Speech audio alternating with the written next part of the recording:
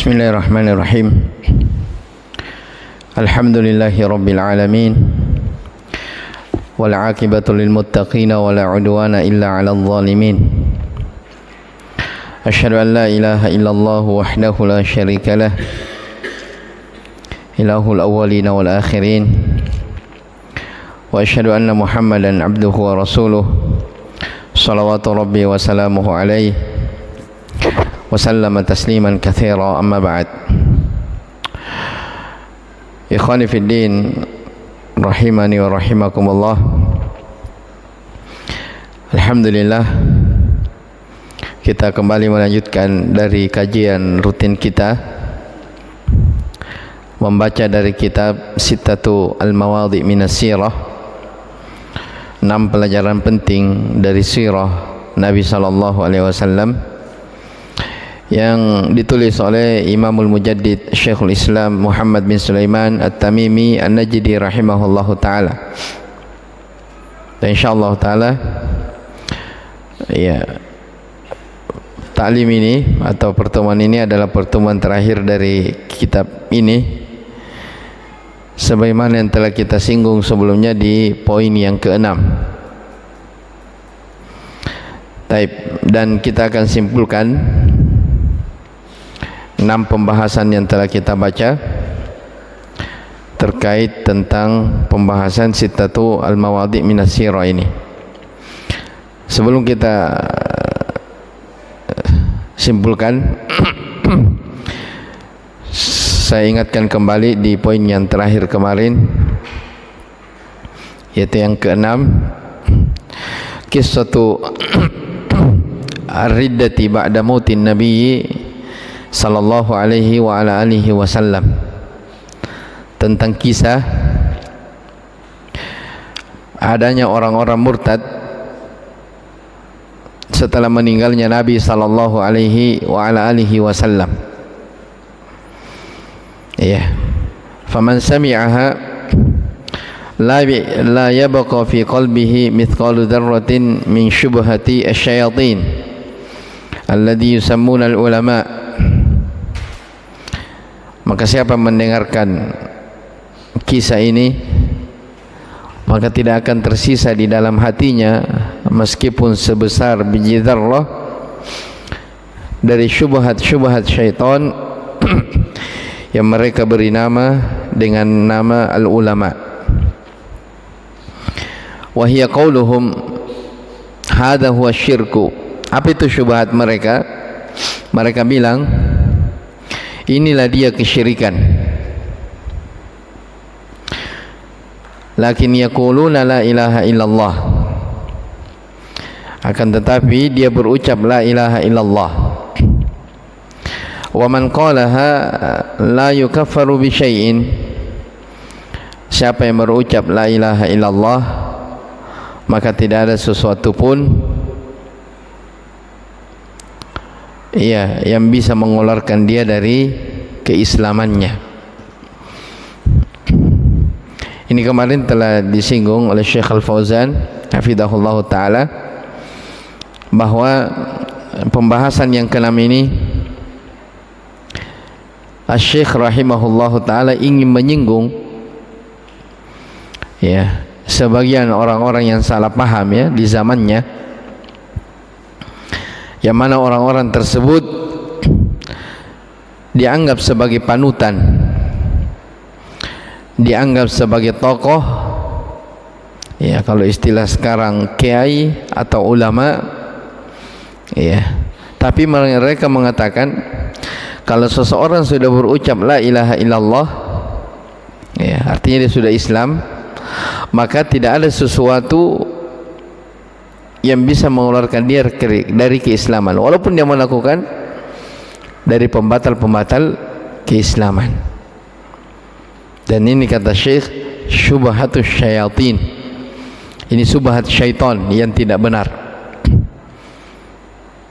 Ya, ini subhat syaitan yang tidak benar. Kenapa? Karena terlalu banyak dalil-dalil, ya, ayat-ayat Al-Quran, demikian pula hadis Nabi sallallahu alaihi wasallam yang menerangkan tentang adanya pembatal-pembatal keislaman. Ya, di antaranya apa? Ar-riddah, murtad, keluar dari Islam. Ya, di antaranya kesyirikan. Itu perkara yang mengeluarkan seseorang dari keislaman. Ya, tapi sebagian orang di zaman Syekh, mereka mengatakan sepanjang seseorang sudah berla ilaha illallah, maka tidak ada sesuatu yang bisa mengeluarkan dia dari keislaman. Dan ini tidak benar. Makanya Syekh sebut, sekali lagi saya ulangi, Syekh sebut sebagai apa? Syubhat dari syaitan. Ini tidak benar. Ya. Nah, lebih anehnya lagi, ya, ini yang menyampaikan syubhat bahwa tidak ada sesuatu yang mengeluarkan seseorang dari keislaman. Ya, tidak ada pembatal keislaman. Ya, kata Syekh, antum lihat setelahnya, wa a'dhamu min dzalika wa akbaru, yang lebih besar daripada itu adalah tasrihuhum bi anna al-bawadiya laysa ma'ahu min al-islami sya'ratun. Ya, penegasan mereka, jadi mereka terang-terangan menyatakan, ini yang punya syubhat tadi, yang dianggap sebagai tokoh ulama, mereka mengatakan bahwa orang-orang Badui, ya,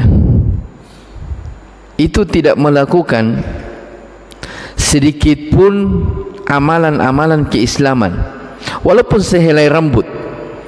Jadi satu pun, sedikit pun tidak ada amalannya. Walakin yaquluna la ilaha illallah, tetapi dia sudah berucap la ilaha illallah, wa hum bihadhihi lafdhati ahlul Islam. Karena dia sudah berucap la ilaha illallah, maka dengan kalimat ini berarti dia sudah dianggap, sudah tetap dikatakan sebagai penganut Islam. Ya, berarti kalau dilihat dari pernyataan syubhat ini, berarti semua orang bisa dikatakan Islam. Ya, orang-orang Yahudi bisa dikatakan Islam, Nasara bisa dikatakan dia Muslim, bahkan orang musyrik bisa dikatakan Muslim juga.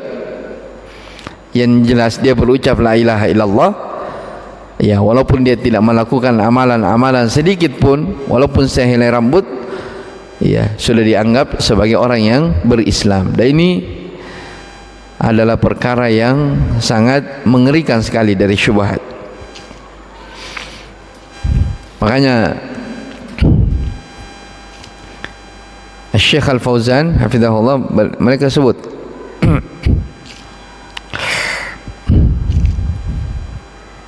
saya baca keterangan beliau.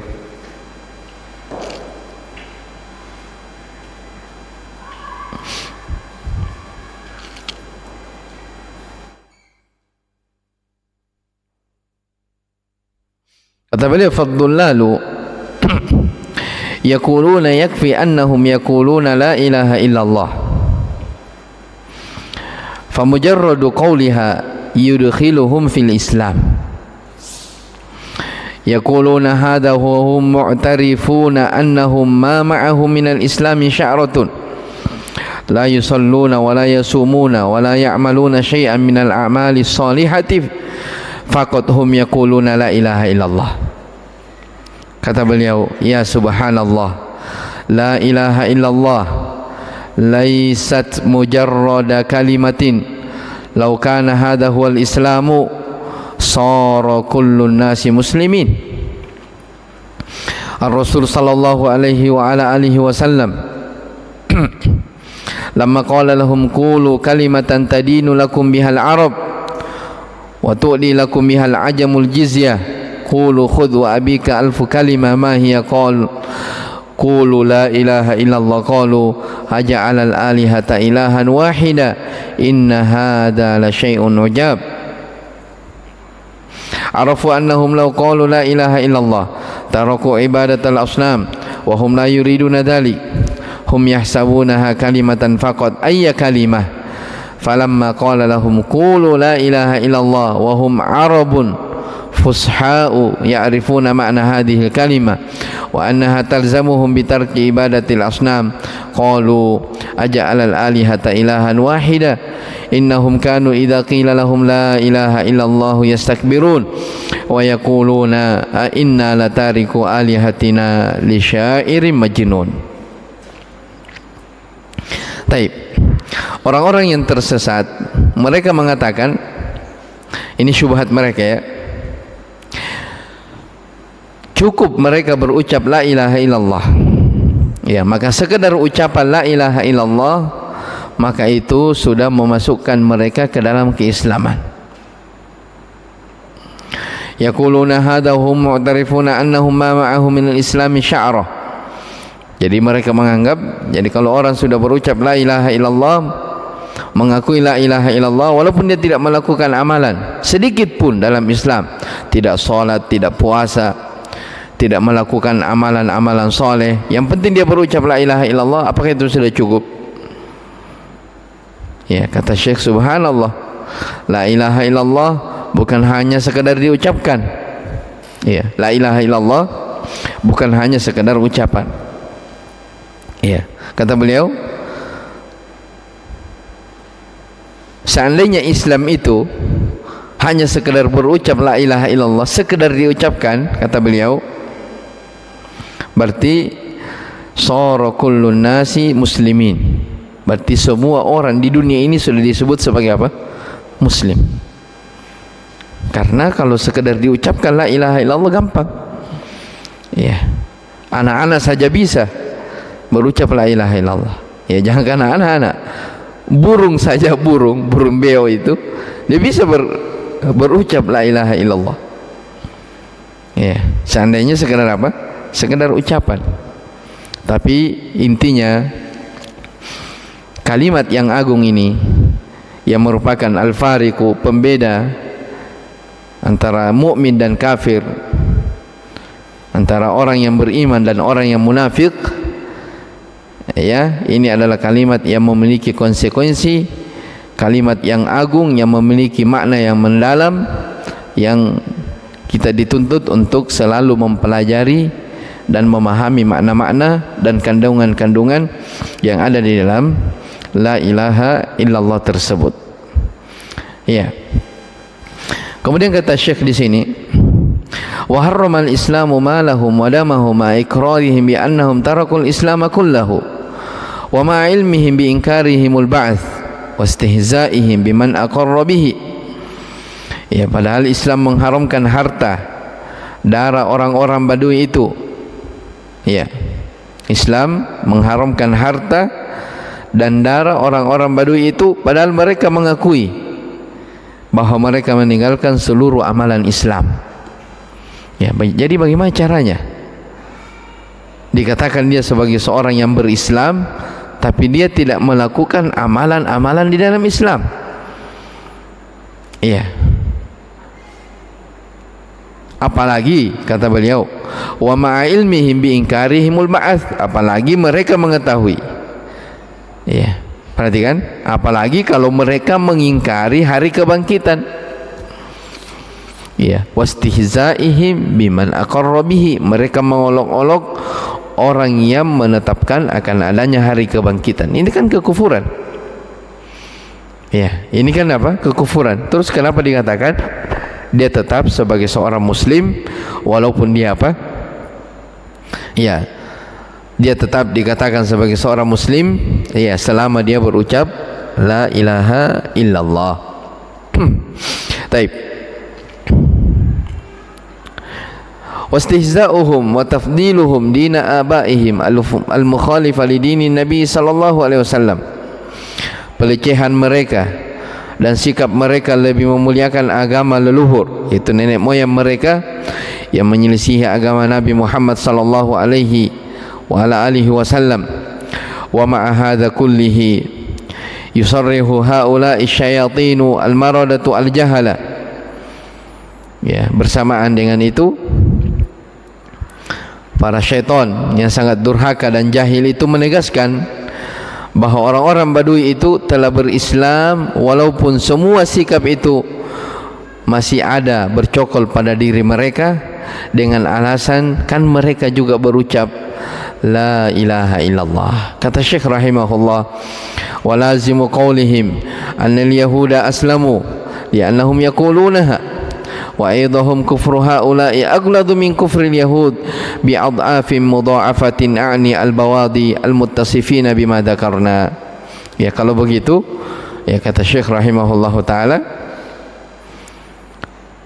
kalau la ilaha illallah sekedar diucapkan dan tidak ada pembatal-pembatal keislaman, berarti konsekuensi dari ucapan mereka itu orang-orang Yahudi juga berarti berislam, karena mereka juga berucap la ilaha illallah.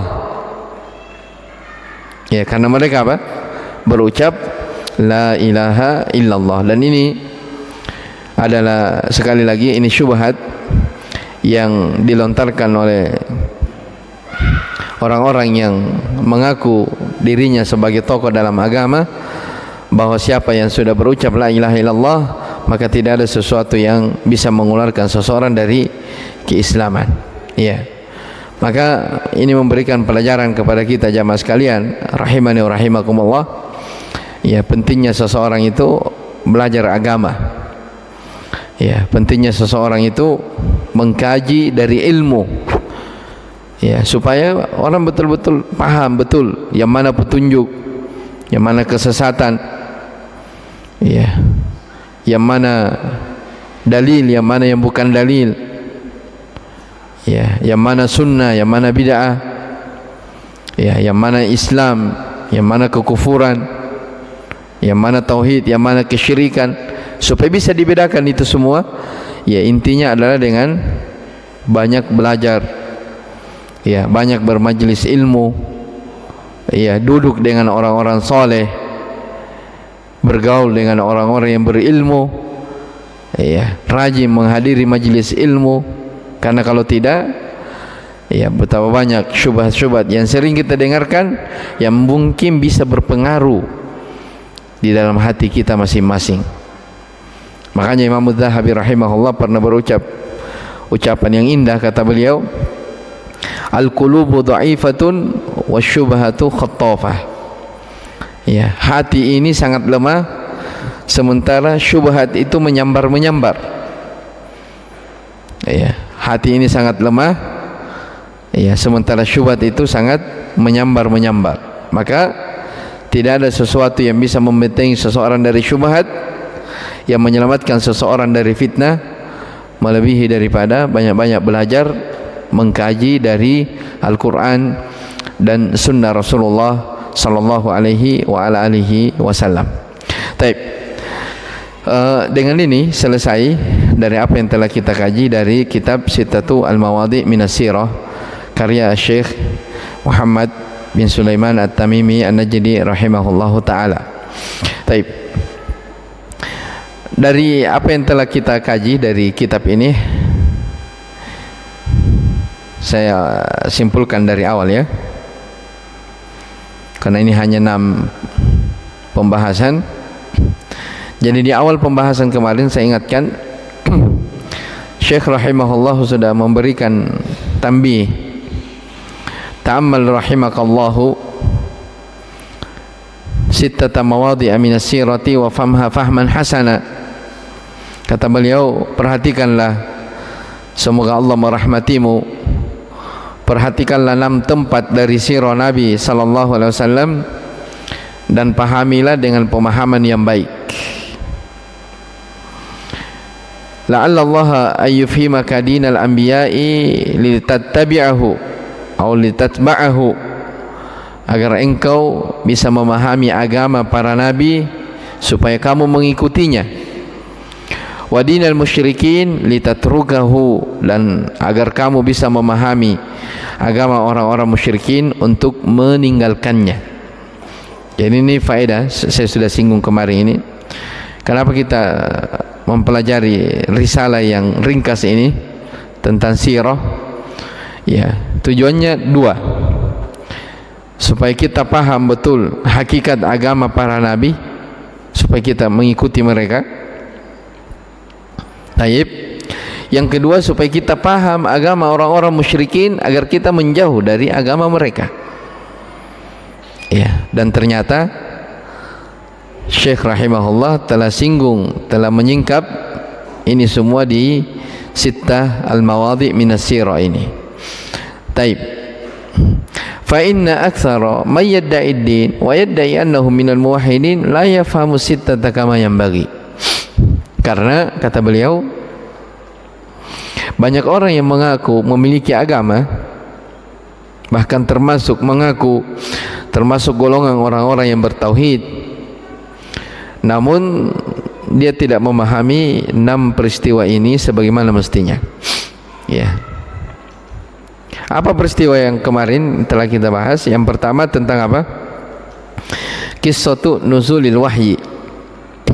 Ya, saya simpulkannya. Jadi dari kajian kita di awal kitab, yang paling pertama Syekh rahimahullahu ta'ala singgung tentang kisah awal turunnya wahyu. Ya, sudah kita jelaskan, kita sudah baca hadis tentang kisah turunnya wahyu. Kalau kita lihat awal kali turunnya wahyu, di antara ayat yang pertama turun dari awal-awal turunnya wahyu adalah beberapa ayat di awal surah Al-Muddathir, yang kesimpulannya bahwa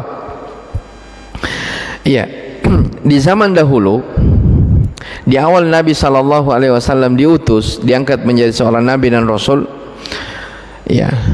banyak kejadian-kejadian yang terjadi di kalangan orang-orang musyrikin, orang-orang Quraisy. Banyak dari pelanggaran-pelanggaran. Kemarin Syekh singgung, ada perbuatan zina, ada al-zulm, kezaliman, ada al-udwan, permusuhan. Mereka minum khamar juga, mereka judi-judian, mereka pemakan riba, dan selainnya dari pelanggaran-pelanggaran yang terjadi di zaman itu. Saking dahsyatnya pelanggaran yang terjadi di zaman itu sampai disebut sebagai apa? Zaman jahiliyah.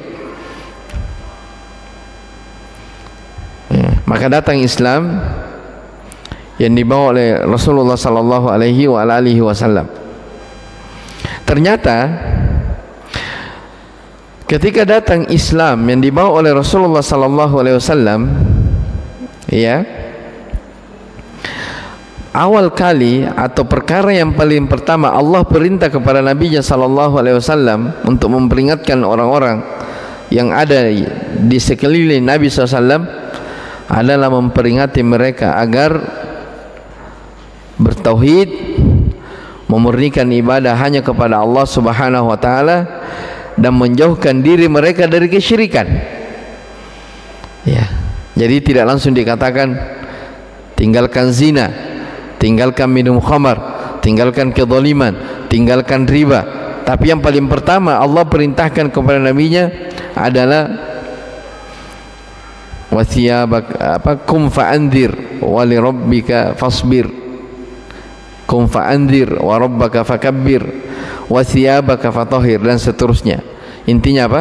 Perintah untuk mengajak manusia agar mentauhidkan Allah Subhanahu wa taala dan menjauhkan mereka dari kesyirikan. Maka ini menunjukkan bahwa memahami tauhid, menjauhkan diri dari syirik adalah min ahammil umur, dari perkara yang sangat penting di dalam kehidupan. Ini yang pertama. Kemudian yang kedua, jamaah sekalian rahimani wa rahimakumullah,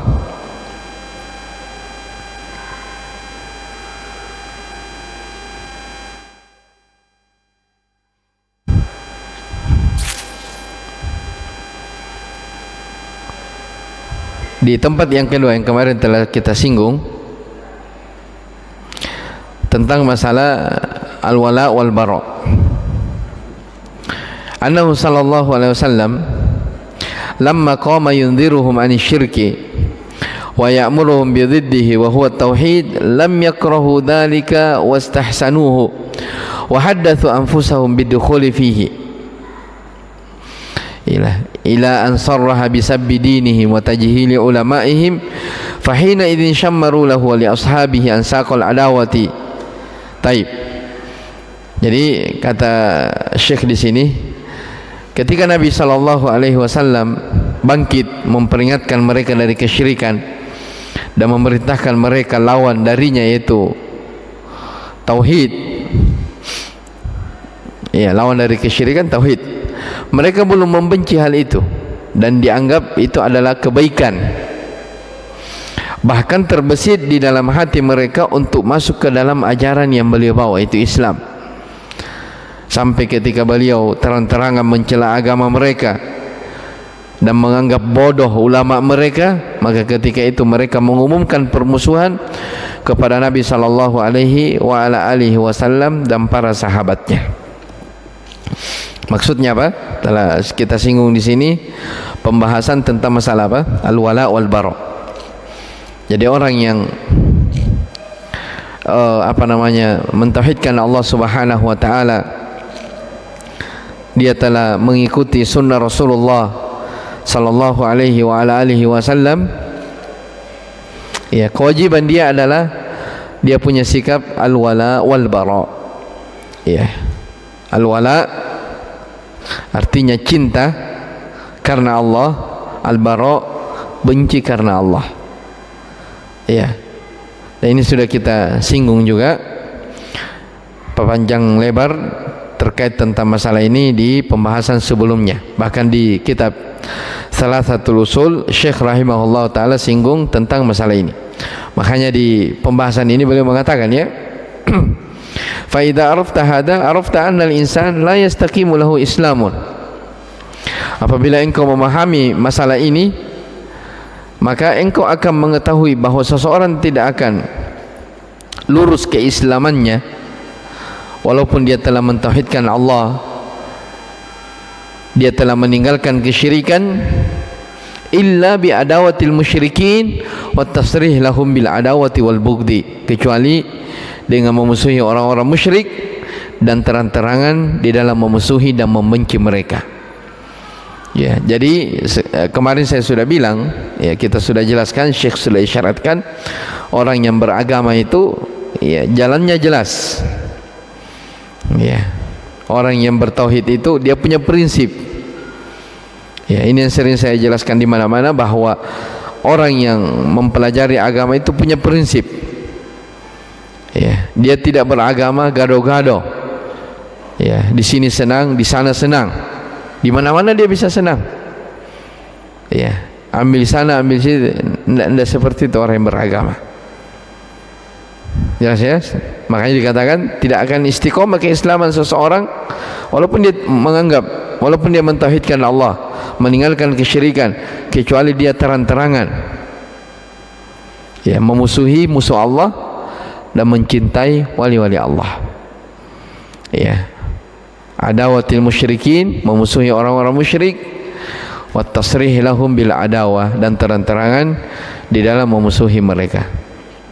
La tajidu qauman yu'minuna billahi wal yawmil akhir yuwadduna man haddallaha wa rasulahu walau kanu aba'ahum aw abna'ahum aw ikhwanahum aw ashiratahum.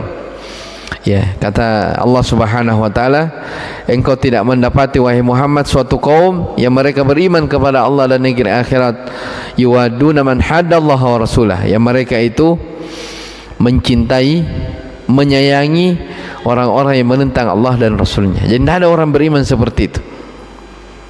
Ya, makanya sekali lagi saya bilang, ya, tidak ada orang, tidak benar orang yang mengatakan semua agama itu apa? Sama. Itu tidak mungkin dikatakan semua agama itu benar atau sama. Taib. Kemudian poin yang ketiga. Jadi yang kedua tadi tentang al-wala wal bara. Kemudian yang ketiga, al-mawdi'u tsalits. Ini yang ketiga kemarin sudah kita singgung juga, dikenal dengan qissatu al-gharaniq. Qissatu qiraati sallallahu alaihi wa alihi wasallam surat an-najmi bi hadratihim. Ya, tentang kisah Nabi sallallahu alaihi wasallam membaca surah An-Najm yang dihadiri oleh orang-orang musyrikin.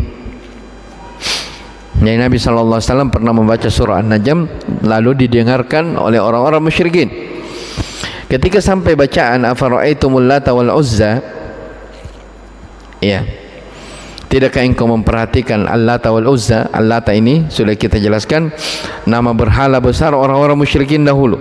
Tiga ya, Al-Lata, Al-Uzza dan Al-Manah. Ya, tiga nama berhala orang-orang musyrikin. Ternyata setelah Nabi membaca bacaan ini, afara'aitumul Lata wal Uzza wa Manata tsalitsatal ukhra, ternyata yang didengar orang-orang musyrikin lain, bukan itu yang didengar. Makanya kata Syekh di sini, ketika Nabi sampai pada bacaan afara'aitumul Lata wal Uzza, alqa syaitanu fi tilawatihi, ya, syaitan memasukkan bacaan lain pada bacaan Nabi sallallahu alaihi wasallam. Apa itu? Tilkal gharanikul ula wa inna syafa'atahunna laturtaja. Ya, itulah al-gharanik yang mulia. Ya, malaikat ya, gharanik yang mulia. Wa inna syafa'atahunna laturtaja, sesungguhnya syafaat mereka itu sangat diharapkan. Iya. Jadi subhanallah, Nabi membaca bacaan lain tapi yang didengar oleh orang-orang musyrikin lain. Kenapa bisa? Karena syaitan memasukkan bacaan lain ke dalam bacaan Nabi sallallahu alaihi wa ala alihi wasallam. Ya, makanya di peristiwa tentang kejadian ini turun ayat dalam surah Al-Hajj. Wa ma arsalna min qablika min rasulin wala nabiyyin illa idza tamanna alqa syaitanu fi umniyati fayansakhullahu ma yulqi syaitanu thumma yuhkimullahu ayatihi wallahu alimun hakim. Ya, dan tidaklah, kata Allah Subhanahu wa taala, tidaklah kami mengutus sebelum engkau ya Muhammad seorang nabi, demikian pula seorang rasul, kecuali apabila nabi atau rasul tersebut punya keinginan untuk menyampaikan, maksudnya ingin menyampaikan wahyu, alqa syaitanu fi umniyati, syaitan pun memasukkan bacaan lain ke dalam bacaan nabi tersebut. Ya, makanya dipetik pelajaran di dalam kisah ini bahwa sealim bagaimanapun orang, sesoleh bagaimanapun orang, dia tidak pernah lepas dari yang namanya apa? Godaan syaitan. Ya, jadi jangankan kita, para nabi dan rasul saja tidak lepas dari apa? Godaan syaitan. Ya, jadi tidak ada yang luput dari apa? Godaan syaitan. Di sini Nabi SAW membaca ayat, ternyata syaitan memasukkan bacaan lain. Jadi tidak ada yang apa? Yang selamat dari godaan syaitan. Ya, cuma bedanya antara orang-orang yang bertakwa dan orang-orang yang tidak bertakwa, ketika digoda oleh syaitan, ada yang kembali dan ada yang tidak kembali.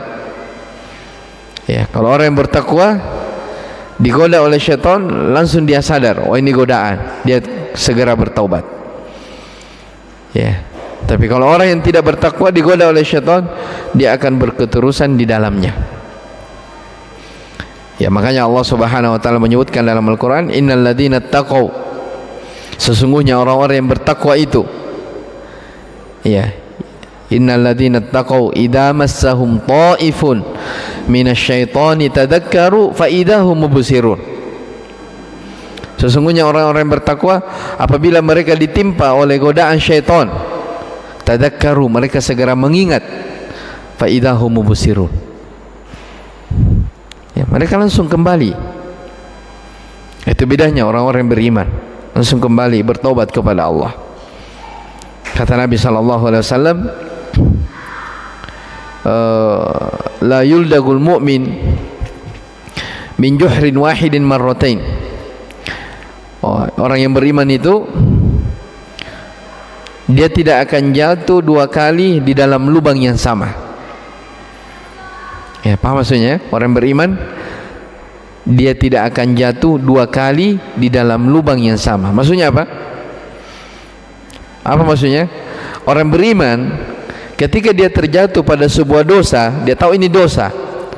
Ya, dikalahkan oleh syaitan, digoda oleh syaitan, dia terjatuh. Dia tadakkar, langsung ingat, oh ini godaan syaitan. Langsung dia melihat dan kembali bertobat kepada Allah Subhanahu wa taala. Ya, makanya di kelanjutan ayat yang kita baca tadi di surah Al-Hajj, jadi ketika alqa syaitanu fi umniyati, ketika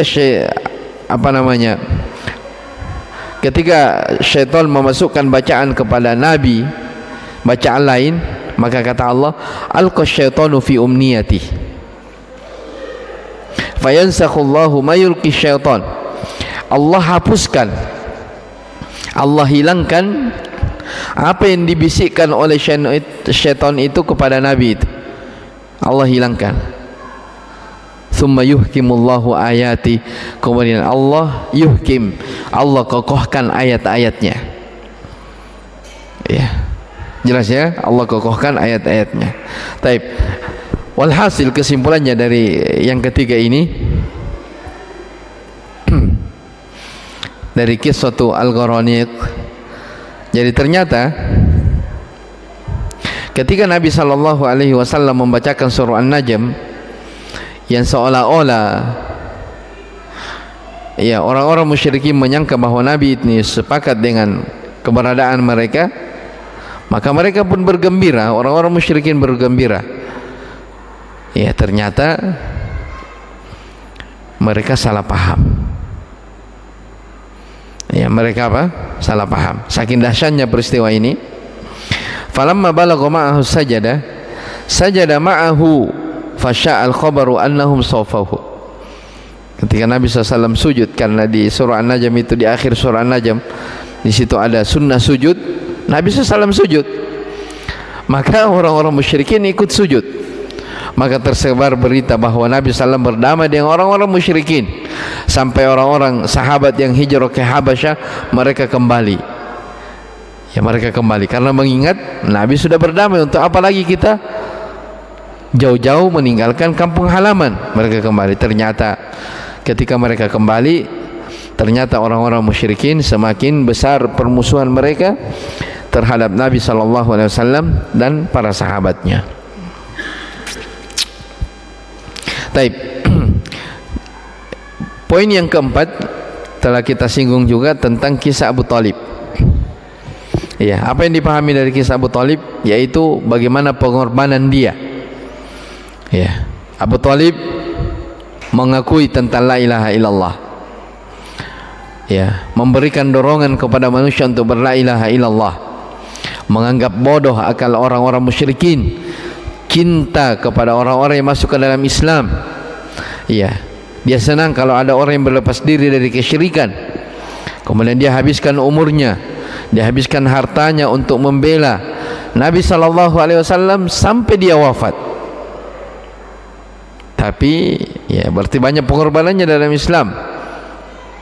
Tapi karena dia tidak terang-terangan mengikuti agama yang dibawa oleh ponakannya Nabi SAW, dan dia tidak berlepas diri dari agamanya yang pertama, maka dia tidak dianggap sebagai musliman, sebagai seorang muslim. Maka pelajaran yang dipetik bahwa orang yang tidak cukup seseorang itu mengaku Islam itu benar, mengakui bahwa semua agama selain Islam itu tidak benar, hanya Islam yang benar, setelah itu dia tidak masuk ke dalam Islam. Ya, pengakuan itu tidak ada artinya kalau dia tidak melakukan amalan-amalan di dalam Islam. Taib. Kemudian yang kelima, ini yang terakhir ya, yang kemarin kita ambil. Yang kelima kemarin tentang kisah al-hijrah, tentang hijrahnya sahabat Nabi atau Nabi SAW bersama dengan para sahabatnya dari kota Mekah menuju Madinah. Apa yang ingin beliau tekankan di pembahasan hijrah, yaitu sebahagian sahabat Nabi SAW ada yang tidak ikut berhijrah bersama Nabi SAW. Apa yang membuat mereka tidak ikut berhijrah? Apakah karena ragu tentang agamanya? Bukan. Apakah membenarkan agama orang-orang musyrikin? Bukan. Tapi karena mereka cinta terhadap keluarganya, cinta terhadap hartanya, ya, cinta karena dunia. Maka ketika ada peperangan, terjadi peperangan antara kaum muslimin dan orang-orang kafir, ya, sebagian kaum muslimin yang tidak ikut berhijrah ini berada di barisan orang-orang musyrik, mereka terbunuh. Maka yang membunuh ini dari kalangan kaum muslimin merasa bersalah, merasa berat. Ya, qatalna ikhwanana, kita membunuh saudara kita, ini bagaimana ini? Ternyata Allah turunkan ayat yang mencelah mereka, orang-orang yang tidak mau berhijrah. Ya, Allah mencela mereka, orang-orang yang tidak mau berhijrah.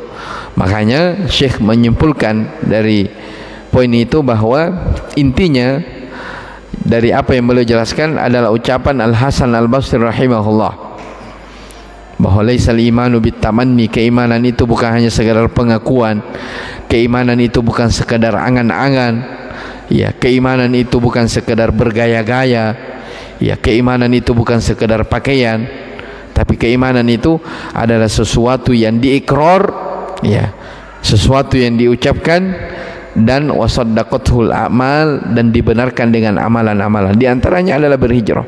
Artinya kalau memang kalian benar-benar beriman, ya, kepada Allah, ya, beriman kepada Rasulnya SAW, ya, berhijrah kamu, jangan tinggal.